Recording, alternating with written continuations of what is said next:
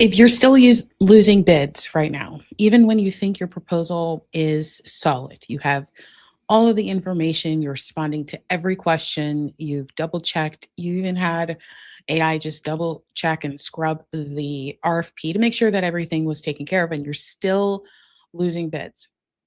It's usually not your capabilities. It's usually not what you put into the proposal, but actually your proposal system, the production system to get you the outcome. And so in this video, I'm going to share with you 3 tips so that you can go from submitting proposals that go into the midst to proposals that get responded to. My name is Melinda Colon. I am a government contracting expert and an enterprise value architect, which simply means that I help service businesses increase the value of their company with government contracts. And one of the most valuable things about government contracts is that they're stable, they're predictable. They're things that we can forecast 6 to 12 months to 18 months, 5 years sometimes ahead of time so that you can start to strategically position your business to win major contracts that create freedom, resources, opportunities, and you can finally hire strategic hires, like have people that already have the expertise that you're looking to build in your company come into your organization because you can finally afford it. You can finally afford to build the systems that don't rely on your time so that you can finally get that good night's sleep. And these are things that happen when government contracts are installed into a successful business. There's success that are printed everywhere. Everybody sees the success, but inside the business, it's not working the best function. And when you see solicitations, you think, I can respond to this by myself, or I know I can outsource this. And yet it still comes back negative. Like there's no response and you don't hear anything. And when you ask for follow-ups or debriefs from those agencies, they're usually not responding. And you don't know where to take it. You're putting everything that they told you to put in. You're doing your due diligence as much as you know to do, but something is happening. And number one culprit for this problem is a system. You see, a lot of people are functioning their businesses without systems. And we're creating like these tactics and their strategies, but without a system, nothing can flow properly. If you think about it, the biggest brands in the world are utilizing systems and then creating frameworks and strategies from those systems. So let's take it really simple. Think about General Mills, right? General Mills makes all types of things like cereal and cereal bars and nut bars and all this type of, snacking type foods. And they have systems. They actually have these major conveyor belt systems that they've custom built, designed, engineered, and installed into their manufacturing plants around the world. And these plants are installed so that they can run a specific sequence. And that specific sequence has to happen every single time, like clockwork. And if anything goes out awry, well, the entire production and they lose money. So it's really important to create these systems first before you start creating strategies. So if they have a big shipment that they need to get out to, let's say, need to go overseas. Well, the initiative isn't, well, let's change the system. The initiative is, how can we utilize the system to get the outcome that we're looking to get? And so in your business, it's just as simple as that. A lot of people are using AI to build these like robust systems and these robust businesses. And it reminds me of, when I was starting out as an entrepreneur several years ago, and I remember hearing a lot of news about automations. Everybody was going crazy about automations, automate this and automate that. And you can purchase a templated list of the emails sequence and install it into your business and then just automate it. And I always thought there was something wrong with that. And I thought about it really deep and hard. And in fact, actually, I was one of those people that purchased a list. It was actually a sequence of 12 emails and it had a follow-up sequence of 20. I mean, it was The whole package had over 100 emails, and I thought I was getting a good deal for 27 bucks. When I started reading through the emails, I realized that the tone, the messaging, just everything wasn't my brand. And so I would have to go through and rewrite every single email anyway. And then once I started installing these into an automation, I found out that some of the messages, even if I tailored the messaging to speak to my audience, even if I made certain suggestions or modifications to what existed in the template, some of my clients were coming back and saying, this is too many emails. And that's when I realized that nothing fits every business. You have to have a system. Our proprietary GovCon sales strategy is installed into businesses so that they can customize the system. The 5 steps, they don't change.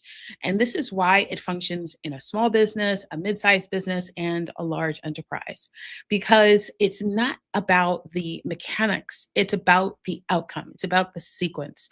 And once you have the sequence set up, now you can apply strategies and different tactics and to kind of like add to it to build a robust system. So hopefully this is making sense for y'all. The challenge that most people experience when they're submitting proposals isn't the information that they're putting in. Oftentimes, it is actually the system. There is a bottleneck. There's something broken in the system, and it's not something that you could automatically see, especially you're not trained to have that eye. As a few months ago, I was hosting an in-person workshop here at the Citrus Club in Orlando, and it's a high level workshop. It's very, very intimate, and we actually don't work with every company, and we say no to more clients than we do say yes to. And the reason why we do that is because we're really cognizant on helping people that are ready to make a decision about their business, to take it to the next level. Because government contracts is not, I wouldn't say, I wouldn't say that it's easy. It's kind of like business. I wouldn't say business and entrepreneurship and running your business is easy, but it gets easy because you start putting in the reps. You get the reps in. So this specific workshop, I was working with a client, and in this intimate setting, we had just finished a mastermind session, and he had his team with him, and they were like, I was going through an example of how to read an RFP and how to respond to a proposal with a proposal and a bid. And they were just kind of like awestruck, like, what? Can you record that part? Like, are we gonna get this record? Like, can you go through that again? Can we take notes on how you read it? And that's when it kind of dawned on me that this is something that is not common, right? We have different trainings and recordings in our different programs, but this specifically is a part of the system that needs to be nailed down. And the only way that you're going to nail it down is actually taking the time, actually pausing to reflect on it and understand it from a strategic perspective, who understands the experience of going through this process over and over again to understand how to look at things. It doesn't matter what industry you're in, it doesn't matter how small your business is. All that matters is that you can understand how to respond. That's not about logics. It's actually also about emotion, especially when you're speaking to different markets. Like if you spoke to state, it would be different when you speak to local or when you speak to federal. There are different types of language, terminology, and messages that you need to make sure that are incorporated into your strategy and your system so that it runs without you eventually. And that's the goal. So, the first thing that I want to share with you is how to diagnose the breakdown. Like, how do you actually diagnose whether or not your proposal is a winner and you're just going up against competition, or it's not a winner and you need to make some refinements and tweaks to it? So, first thing is sloppiness. Now, this is a huge mistake that most business owners make. And this is oftentimes the number one thing that procurement officers and contracting managers tell me all the time. They tell me that people are not compliant. Simple. They just say they're not compliant. They're not following the rules. They're not answering and responding the way that we've asked them to. It's one of the reasons why attending the pre-proposal or pre-submittal meeting is so important. Even though it might not be mandatory, it shares a lot of insight on terms of what is important to that specific agency and for that specific opportunity.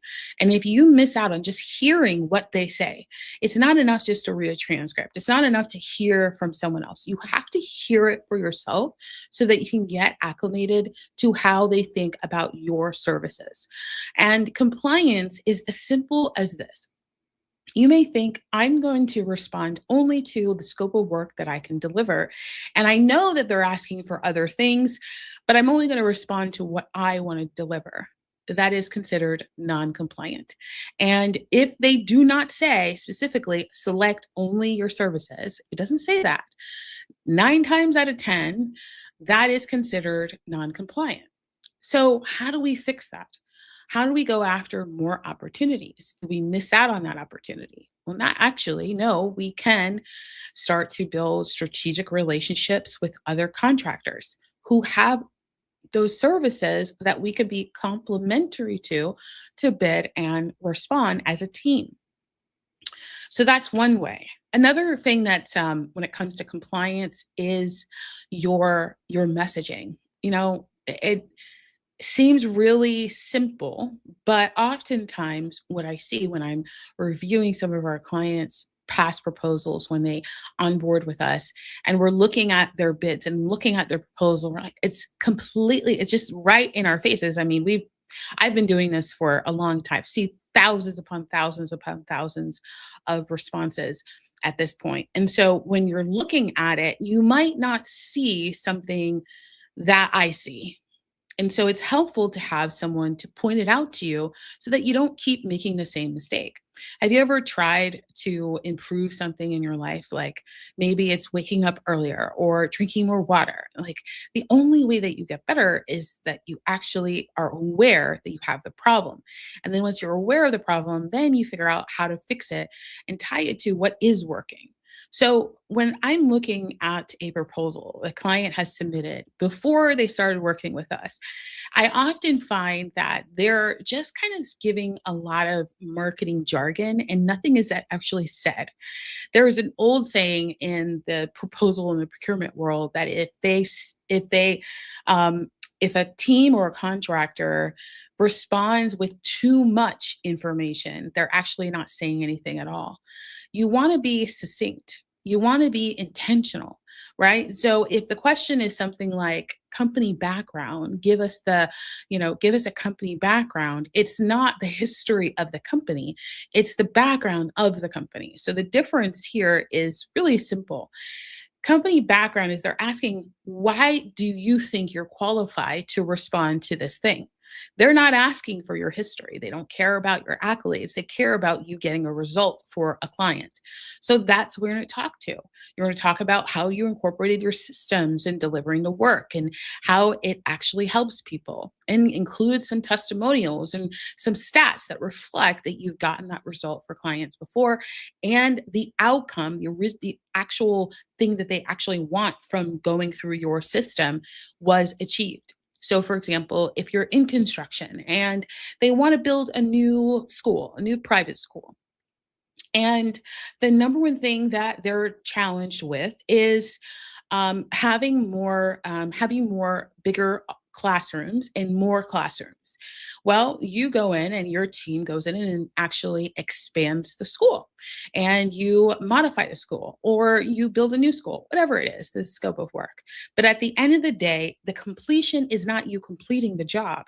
The completion is actually them getting more seats in their school, getting more classrooms in their school. And that is how you tell a full A to Z system story. So when you're telling these stories in your company background, this is actually helping them understand, oh, well, you guys are the experts because you know how to get from where we are to where we want to go, which is not buying your services. It's actually getting what they want from the result of buying your services. So the other thing that people make mistakes around is reusing boilerplate. A few months ago, I did a podcast episode. You could actually see it on my channel here on YouTube. And Terry was sharing with me that, one of the mistakes that people make is that they don't replace the names, the agency names in the proposal. They actually just kind of skip it. They do a find and replace, and then they replace it, and they forget to read through it and do their quality control. Not that big of a deal. It's not going to be thrown out for that specific reason. But imagine getting an email from someone and they don't get your name right. Like if someone sends me an email to my email address and calls me Melissa instead of Melinda, automatically I just like disassociate myself to them because I'm thinking you either don't know me well enough or you're not being intentional about knowing my name. And this is something that stands out because it might not get thrown out, but that relationship with that buyer is impacted in a big way. Now, the last minute chaos. A lot of people think that, well, I don't think that they're going to know that I did this overnight. Like I use AI and I put all this information that I found, and I had other proposals that I had submitted on. And so I just fill it in and yeah, I'm going to submit and nobody notices. We always notice. And I say we because I remember a few years ago, one of my team members shared with me an old proposal that a client sent, and they were struggling with their win rate and they wanted some support with their win rate and improving it. And it was glaring at us. We were just like, there's no way this was written all in one solicitation. Now, I'm not saying that you need to start from scratch every time, but we need to know how to tailor your boilerplate, which is another way of saying like just ready on demand ready copy, your boilerplate language to be fit and tailored to that response. It can't just stand out and be this thing that sits on its own and it stands on its own without flowing properly.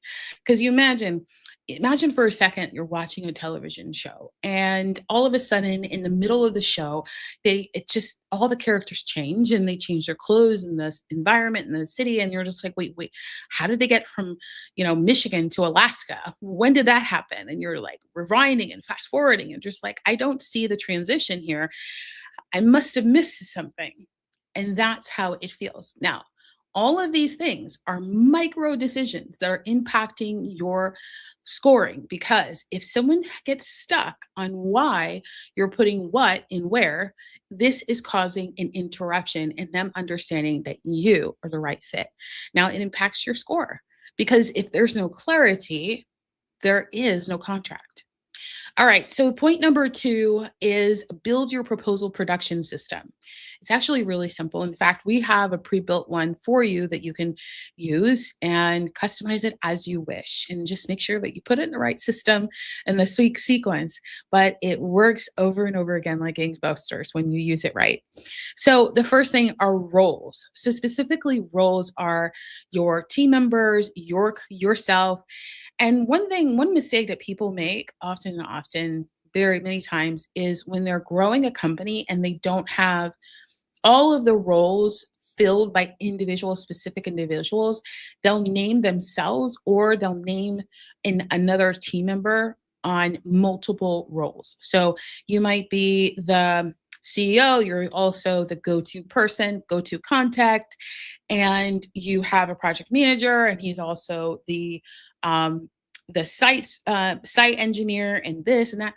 That actually interrupts and increases the risk to selecting your business because what they're seeing is how can you be an owner, CEO, who is running the entire organization and also be our point of contact? How reliable are you that you do not have a point of contact that is separate from yourself? Because you should be running the operations. Now, granted, if you are a solopreneur, a one-person firm, that's completely different. If you are a team of 3, let's say you have yourself, a CEO, you have a project manager, maybe you have an admin, that's fine. but also keep in consideration what opportunities are going to be right fit for you. You might actually want to position yourself, if you come across that where you feel like you need to double down on the different roles and have the same person in different roles, is actually teaming with someone who can actually spread the responsibility across the opportunity. Why is this important? So imagine you're hiring a guru, like a handyman, and they do like different things around the house. They'll kind of put up a bookshelf and they'll fix the squeaky door and maybe like the the the recycle compressor and all different types of things around the house. And you need your roof fixed. Are you, like, how many of you are actually going to use your handyman to fix your roof? Huge risk. Like, can you replace my roof? How much? What is going to be the investment? It's going to be about $10,000 when you're usually paying about 150, $200, 500 here, but never over $1,000. And now you have a $10,000 investment that you need to utilize, like you need to be a good steward of, to get the whole roof fixed. More than likely, you're going to hire a roofer, and they might hire a handyman that could kind of make sure that the site is cleaned and that pieces are cut properly, but they are overseeing, the roofing company is overseeing the job. They're making sure that everything is done ab- above par, right? And so these are all things that you want to take in consideration as you're building a long-term strategic relationship and partnership with agencies. We're not just going in to get a contract. We want to get a right fit contract, because not only will it be great for your business, but it also will be great for your relationship with those agencies. Now, so there's roles. There's also deadlines. You want to make sure that you don't pass those deadlines. It's not like the private sector where it's kind of suggested, you just like, you might want to just get it in around this time. No, government contracting and public sector in general is very adamant about specific times. If it says Friday at 2 p.m. Eastern Standard Time, you got to get it in before 2 p.m. Eastern Standard Time, because the cutoff is 1:59 p.m. So you want to keep that in consideration.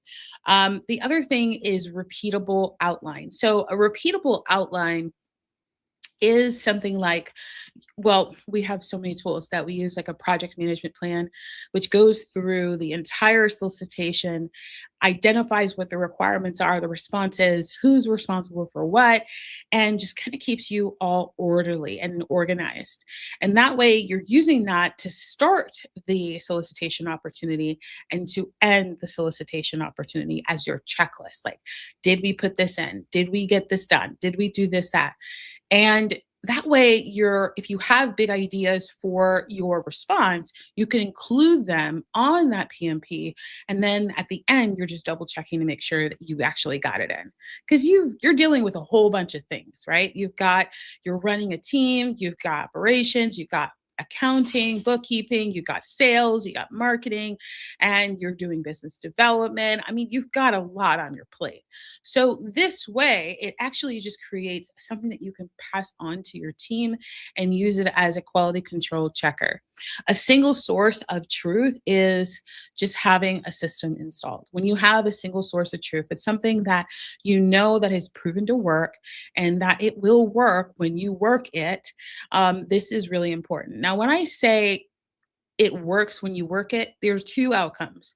One is that you win a contract, and the other outcome is that you build a long-term relationship with that agency.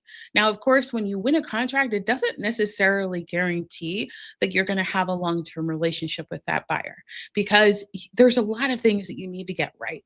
And that's why we love utilizing our systems, because it makes everything in a complicated, convoluted, overwhelming, stressful, and just like confusing world of government contracting simple, easy, and step by step.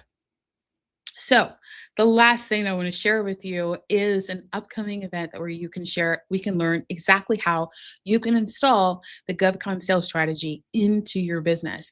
And it's as easy as an installation. One of the things that we do really well is we'll do a lot of the tools and setup for you so we can help you translate all of your marketing speak for private sector into public sector work. And that way you're not having to worry about how I can translate something and create transitions in my proposal and all of the things you'd never have to miss again. And the other part of our program is once we translate everything in your business for government speak so that you have a library of government contracting information ready to use, we teach you how to use it. We don't want to just do it for you.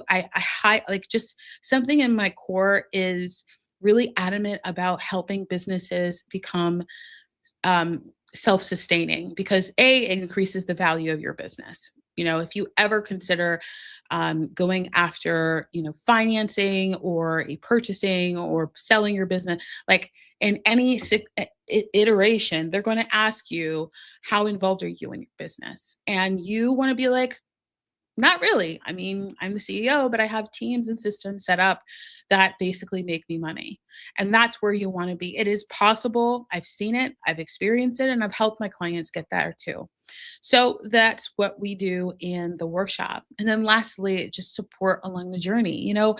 It's not enough just to get the system and all the tools, but also some guidance and handholding so that when you're getting through different situations, you can have somebody to call back to and just ask them, like, what do I do? How do I handle this?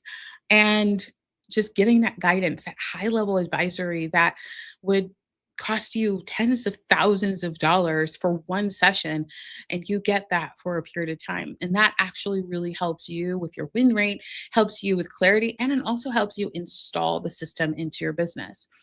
At the beginning, well, at the end of last year, I was really challenged with going back to like getting back into shape and working out and just all those things.